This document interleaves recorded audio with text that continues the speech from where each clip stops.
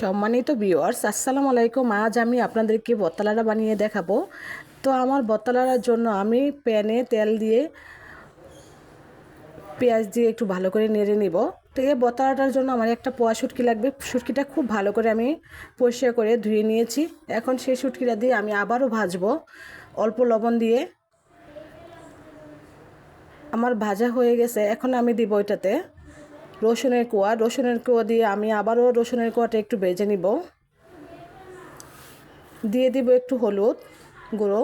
তো হলুদ গুঁড়ো দিয়ে আমার সিদ্ধ করে রেখেছি আগে থেকে কাঁঠালের বিচি এবং আলু, এই আলুটা দিয়ে দিচ্ছি। একটু পানি দিয়ে এটাকে ভালো করে কষিয়ে নিব। এখন দিয়ে দিব আমি বেগুন, কাঁচামরিচ, এগুলো সবগুলো উপকরণ আমি ভালো করে মিক্স করে নিব। মিক্স করে ঢাকনা দিয়ে দিচ্ছি। তো এগুলো কষানো হয়ে যাওয়ার পর আমি অল্প পরিমাণ পানি দিয়ে ঢাকনা দিয়ে দিব। আবারও ঢাকনা দিয়ে ডেকে দেওয়ার মাঝখানে আমি আবার দুইবার নেড়ে দিয়েছি আমার বত্তালাটা। এখন ফাইনাল লুকে চলে আসছে, আমি নামিয়ে দিব বত্তালাটা। দেখেন খুব সুন্দর হয়েছে বত্তালাটা। আজ এই পর্যন্ত। আল্লাহ।